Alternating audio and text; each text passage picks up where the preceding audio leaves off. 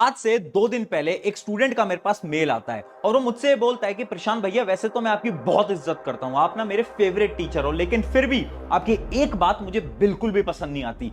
आप अपनी हर वीडियो में बोलते हो कि टाइम बर्बाद करना बंद कर दो, तभी जाकर आपके अच्छे मार्क्स आ पाएंगे। अगर आपको अपने पेरेंट्स को प्राउड फील कराना है ना, तो ये टाइम बर्बाद करना बंद करना पड़ेगा।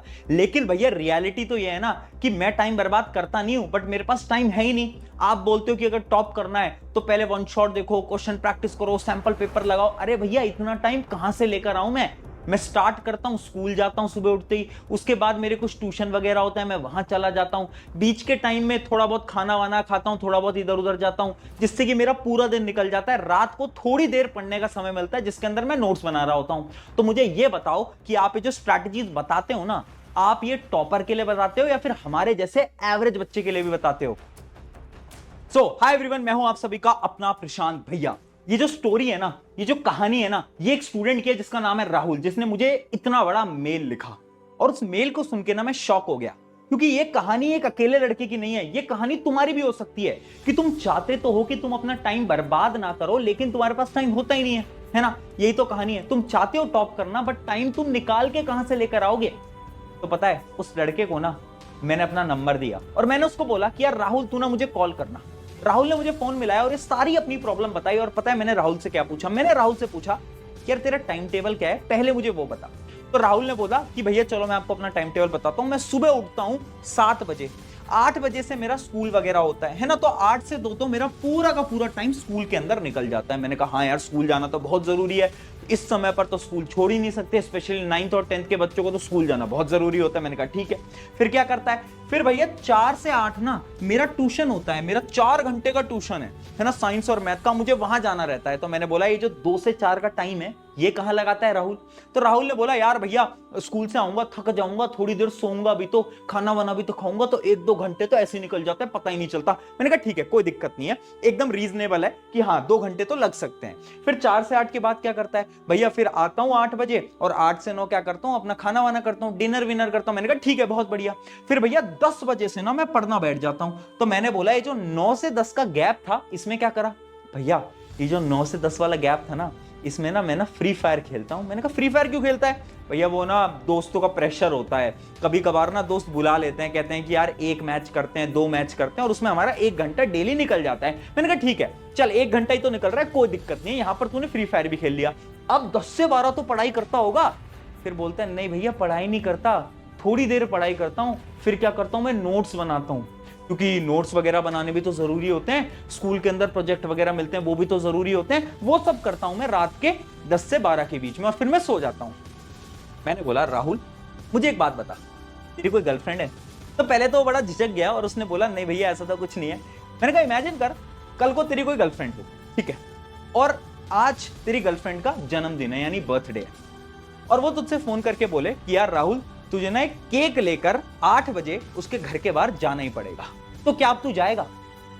राहुल बोलता है कि हाँ भैया, अब बर्थडे तो एक बार आता है, तो जाना तो पड़ेगा। मैंने कहा यार बट 8 से 9 तो तेरा डिनर का टाइम होता है, तो अपने टाइम को छोड़ के उसके बर्थडे में चला जाएगा, केक देने चला जाएगा? कहता है हाँ भैया, अब जाना तो पड़ेगा, एक ही तो बार आता है। मैंने बोला यही तो प्रॉब्लम है, ये है माइंडसेट। जब हमारे पास कोई इंपॉर्टेंट चीज आई ना, तो हमने कैसे टाइम निकाल लिया। अगर मैं बोलूं कि कल स्कूल की पिकनिक है, तुम सारे काम छोड़ के पिकनिक में निकल जाओगे। क्यों? क्योंकि तुम्हारे लिए पिकनिक इंपॉर्टेंट है। और वहीं पर जब पढ़ाई की बात आती है, तो उसकी प्रायोरिटी तुम्हारे लिए बहुत लो है। और यही मेरा आज का पहला पॉइंट है, जो कि है माइंडसेट। यार देखो, मुझे पता है हर एक इंसान के पास 24 घंटे हैं, बट जीतता वो है जिसका माइंडसेट स्ट्रांग होता है। माइंडसेट से एक एग्जांपल से मैं आपको समझाता हूं। आपको जो टाइम है ना, इसको पैसे की तरह समझना पड़ेगा। अगर मान लो तुम्हारे पास 500 रुपए हैं, तो उस 500 रुपए को तुम किस पे खर्च करोगे? खुद पे करोगे या फिर बांटते फिरोगे? हैं कि कोई मिला 100 रुपए तू रख ले, 200 रुपए तू रख ले, 100 रुपए तू रख ले, क्या करोगे? अरे भैया खुद पे खर्च करेंगे, 500 रुपए हैं हमारे पास बस। तो टाइम भी तो पैसा है, और टाइम तो पैसे से भी इंपॉर्टेंट है। तो 24 घंटे तुम्हें खुद पे खर्च करने हैं या फिर दुनिया पे खर्च करने हैं? वहां पर तो तुम दुनिया पे खर्च करते रहते हो। दोस्त ने फोन मिलाया, फटाफट से उठा लिया, 1 घंटे बाद चल रही है, इंस्टाग्राम पे रील चल रही है। यही तो कर रहे हो, यही तो कर रहे हो। यही प्रॉब्लम है, माइंडसेट शिफ्ट करना पड़ेगा हमें, हमारी प्रायोरिटीज बनानी पड़ेंगी। टाइम ना मिलता नहीं है, टाइम निकालना पड़ता है। आपको यह ढूंढना पड़ेगा कि आपके स्केड्यूल में आपकी प्रायोरिटी क्या है। फॉर एग्जाम्पल, अगर आपका स्केड्यूल भी कुछ ऐसा दिखता है ना, तो जो रात के आपको ये जो 2 घंटे यहां पर दिख रहे हैं ना, ये 2 घंटे आप क्या कर रहे हो? आप नोट्स बना रहे हो। खुद से पूछो, क्या नोट्स बनाना सच में इंपॉर्टेंट है? अंदर से आवाज आएगी नहीं। क्या प्रोजेक्ट करना सच में इंपॉर्टेंट है? अंदर से आवाज आएगी नहीं। फिर भी ये 2 घंटे आखिर तुम क्यों खराब कर रहे हो? तो भैया इन 2 घंटों में क्या करेंगे? इन 2 घंटों के अंदर आपको पढ़ाई करनी है। और वही तो हमारा मेन पॉइंट है कि माइंडसेट शिफ्ट करो, प्रायोरिटी बनाओ।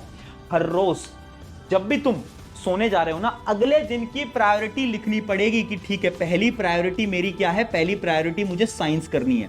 दूसरी प्रायोरिटी क्या है? दूसरी प्रायोरिटी मुझे मैथ करनी है। ऐसे अपनी प्रायोरिटी बनाओ और उनको पहले खत्म करो। ये नहीं कि जब रात का टाइम हो रहा है तब बैठ के मैथ उठा रहे हैं। अरे नहीं यार, जैसे टाइम मिल रहा है ना वैसे ही मैथ उठा लो। जो तुम्हारी पहली प्रायोरिटी है तुम्हें उस पर काम करना पड़ेगा। ये बहुत इंपॉर्टेंट पॉइंट है। हम माइंडसेट समझ ही नहीं पाते, हम पूरा समय वेस्ट करते रहते हैं, है ना। तो ये पहला पॉइंट है। अब बढ़ते हैं दूसरे पॉइंट की तरफ। अब वही जो राहुल था ना, बात करते करते उसने मुझसे एक सवाल पूछा कि चलो भैया ये तो मैं समझ गया, अब मुझे ये बताओ कि आखिर में कितने घंटे पढूं जिससे कि मैं अपनी 9th 10th के अंदर टॉपर बन जाऊं। तो मैंने उसको जवाब दिया, कितने घंटे पढ़ने का तो सवाल ही बेकार है। कभी तूने अपने डिस्ट्रैक्शंस नोट करें? उसने बोला नहीं भैया, डिस्ट्रैक्शंस तो नोट ही नहीं करें। अरे तुम्हारे डिस्ट्रैक्शंस मोबाइल फोन, जहां पर तुम टाइम वेस्ट करते हो, mobile phone, free fire, Instagram, जो भी तुम्हारे डिस्ट्रैक्शन है, क्या तुमने कभी लिखे? आज एक पेपर उठाना, अपने सारे डिस्ट्रैक्शंस लिख देना। और यही हमारी सेकंड स्ट्रैटेजी है जो कि तुम्हें फॉलो करनी है, जिसका नाम है डिस्ट्रैक्शन टाइम। यानी पढ़ने का टाइम नहीं बनाना, डिस्ट्रैक्शन का टाइम बनाना है। हाँ, यानी आप अपने डिस्ट्रैक्शंस लिखो और उन डिस्ट्रैक्शंस को टाइम दे दो। फॉर एग्जांपल, मैं फ्री फायर बहुत खेलता हूं, ठीक है, इमेजिन करते हैं। तो मैंने ना टाइम दे दिया फ्री फायर को हर रोज 30 मिनट। अब मैंने 30 मिनट एकदम परफेक्ट टाइम दे दिया, मैं 30 मिनट से ज्यादा नहीं खेलूंगा। यानी अपने डिस्ट्रैक्शन का टाइम बनाना है, पढ़ने का टाइम नहीं बनाना। पढ़ना तो पूरे दिन भर है, बस डिस्ट्रैक्शंस को क्लोज कर दो। अगर तुमने डिस्ट्रैक्शंस का टाइम सेट कर दिया ना, तो देखो तुम दिन भर पढ़ाई कर रहे होगे। ऐसी और डिस्ट्रैक्शंस ढूंढो। तुम्हारा अगर इंस्टाग्राम चलाने का डिस्ट्रैक्शन है तो उसका भी आधे घंटे का टाइम लगा दो, 1 घंटे का टाइम लगा दो। और भी कोई डिस्ट्रैक्शन है, किसी से बात करने का डिस्ट्रैक्शन है, आधे घंटे का टाइम लगा दो। ऐसे हर रोज हमारे डिस्ट्रैक्शंस का हमें टाइम पता होना चाहिए। अब जो बाकी का टाइम है उसमें पढ़ाई करनी है। तो ये जो तुम्हारी सोच है ना कि पढ़ने का टाइम पता चल जाए तो हम टॉपर बन जाएंगे, अरे नहीं यार, डिस्ट्रैक्शन का टाइम पता चल जाए तो तुम टॉपर बन जाओगे। अपने डिस्ट्रैक्शन को क्लोज करो, वो बहुत इंपॉर्टेंट है। यही था हमारा स्टेप नंबर 2। अब बढ़ते हैं स्टेप नंबर 3 की तरफ। अब राहुल पूछता है, भैया अब टाइम कम है तो अब मैं क्या करूं, कैसे मैं पढ़ाई करूं, ये बता। मैं कुछ चीजें लिखने जा रहा हूं, ध्यान से देखना। और ये चीज ना तुमने बहुत बार सुनी भी होगी, मैंने तुम्हें बार बार बोली भी है। सबसे पहले तुम्हें लेक्चर उठाकर 1 शॉट देखने हैं। मैं ना बहुत डंके की चोट पे बोल सकता हूं, पूरे यूट्यूब पे मैंने तुम्हें सब कुछ फ्री में दे रखा है। अगर तुम 9th या 10th के स्टूडेंट हो ना, तुम्हें कहीं पे भी नहीं जाना है, यूट्यूब पे तुम आओगे, साइंस के लिए तुम्हें सब कुछ मिलेगा इसी चैनल के ऊपर, ठीक है। किसी भी चैप्टर को अगर तुम्हें डिटेल में पढ़ना है, उस चैप्टर का नाम डालो, 1 शॉट वीडियो उठाओ। एनसीईआरटी पढ़ने की जरूरत नहीं है उन लेक्चर्स को देखने के बाद, बात खत्म। उसके अलावा मैं यहां रुका नहीं, तुम्हारे रिवीजन के लिए मैंने तुम्हारे लिए रैपिड रिवीजन्स भी बना दिए हैं, 9th और 10th दोनों के लिए, तो तुम रिवाइज वहां से कर सकते हो। उसके बाद अगर इमेजिन करो बहुत कम टाइम है, अब तुम बोल रहे भैया नोट्स तो बनाने नहीं है तो क्या करें? अरे यार, नोट्स भी मैं तुम्हें साइंस के पूरे नोट्स दे दूंगा डिस्क्रिप्शन के अंदर। जाओ फटाफट से उठा लो नोट्स, ठीक है। इन नोट्स की फोटोकॉपी निकाल लो और जब तुम ये लेक्चर्स देख रहे हो तो ये जो नोट्स है अपने हाथ में रखना और मार्क करते हुए चलना है, ठीक है। ये सारी चीजें मैंने तुम्हें रिसोर्सेज में दे रखी है। तो अगर तुम चाहो एक प्लानर बनाकर डिटेल में आज से अपना टाइम बर्बाद करना बंद करके पढ़ाई पे लग सकते हो, यस। बट अगर तुम कह रहे हो भैया इतनी सारी चीजें अरेंज मैनर में अगर हमें एक जगह पे मिल जाएं तो मजा आ जाए, तो उसके लिए भी इंडिया का मोस्ट रिजल्ट प्रोड्यूसिंग बैच आपको पता होगा, अभय बैच, वो ऑलरेडी आ चुका है। दिसंबर 1 से उसकी क्लासेस स्टार्ट होने वाली हैं, जिसके अंदर साइंस में पढ़ाऊंगा एसएसटी दिगराज सर, मैथ्स आपके शोभित भैया। वो जो बेस्ट बैच है ना 9th और 10th दोनों के लिए, वो ऑलरेडी आ चुका है, ठीक है।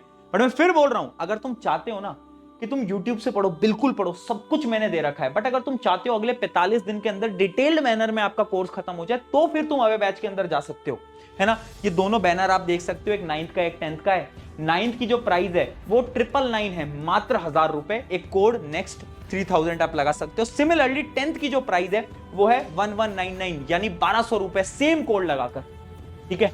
ये सारी चीजें तुम्हारे लिए ऑलरेडी हमने नेक्स्ट टॉपर्स ने बना रखी है, तो तुम्हें ज्यादा लोड नहीं लेनी, टेंशन नहीं लेनी, सब कुछ है हमारे पास ऑलरेडी, ठीक है। बट फिर भी अगर तुम यूट्यूब से पढ़ना चाहो पढ़ सकते हो, सब कुछ फ्री ऑफ कॉस्ट यहां पर दे रखा है, ठीक है। इतनी बात समझ आ गई, अगले स्टेप की तरफ बढ़ते हैं। अगला स्टेप क्या है? अगला स्टेप है स्टॉप कंपेयरिंग। यार देख, मैंने ना बहुत बच्चों से बात करी और मुझे जो सबसे बड़ी प्रॉब्लम लगी है ना वो है कंपैरिजन। आप पता अपना टाइम कहां वेस्ट करते हो? ये वाला बैच अच्छा है या ये वाला बैच अच्छा है, ये वाली बुक अच्छी है या ये वाली बुक अच्छी है, ये वाले टीचर अच्छे हैं, ये वाले टीचर अच्छे हैं। कंपैरिजन कंपैरिजन कंपैरिजन चलता रहता है और उसमें पता नुकसान किसका होता है? नुकसान तुम्हारा होता है। तुम अगर दो टीचर्स को कंपेयर कर रहे हो, मेरा नुकसान नहीं होगा, तुम्हारा नुकसान होगा, क्योंकि तुम अपना टाइम वेस्ट कर रहे हो वहां पर। तो जो कंपैरिजन वाली चीज है ना, इसको बंद करो। One book, one teacher, one notes, बात खत्म, बात खत्म। जहां से तुम्हें समझ आ रहा है वहां से पढ़ो, मुझसे समझ आ रहा है, मुझसे किसी और से आ रहा है उससे, बट ये कंपैरिजन बंद करो, इससे तुम्हारा टाइम खराब हो रहा है। जब ये तुम कंपैरिजन करना बंद करोगे, तुम्हें ऑटोमेटिकली दिखेगा कि तुम्हारा कितना सारा समय बच गया जो कि तुम डेली वेस्ट किया करते थे दोस्तों से बातचीत करने में। और फिर आती है फाइनल टिप, रिग्रेट। यार देख, जब तेरे एग्जाम हो जाएंगे ना तो तेरे पास दो ऑप्शन होंगे। या तो तुम रिग्रेट कर रहे होगे कि यार काश मैं अच्छे से पढ़ लेता तो मेरे मार्क्स अच्छे आ जाते, काश मैं अच्छे से पढ़ लेती तो मेरे मार्क्स बहुत अच्छे आ जाते। या फिर दूसरा मूवमेंट ये हो सकता है कि तुमने अपना 101% दिया और तुम कॉन्फिडेंट हो कि मैंने अपना बेस्ट लगा दिया है, अब रिजल्ट जो आए डिपेंड तुझ पे कर रहा है। आज ये डिसाइड करेगा कि कल तुम्हें रिग्रेट होगा या नहीं होगा। याद रखना, ये टाइम अभी तुम्हारे हाथ में है, इसमें अपना बेस्ट लगा दो। मैं ये नहीं बोल रहा कि हर कोई 95 ले आएगा, 100 ले आएगा। अरे जो अपना बेस्ट लगाएगा ना वो खुश रहेगा, और अल्टीमेटली खुश रहना ही तो इंपॉर्टेंट है ना। तो ये जो रिग्रेट वाली प्रॉब्लम है, इससे बचने के लिए अभी से स्टार्ट करो, आज से स्टार्ट करो। अगर तुमने आज से स्टार्ट कर दिया, ये गेम खत्म हो जाएगा, मजा आ जाएगा और ये रिग्रेट वाली प्रॉब्लम खत्म हो जाएगी। जाओ पढ़ाई करो, अब टाइम वेस्ट करना अपना बंद कर दो। इन सारी टिप्स को यहां पर दिमाग के अंदर स्टोर कर लो और जाओ अब जाके पढ़ाई करो। शुक्रिया एवरीवन, मिलते हैं नेक्स्ट वीडियो के अंदर।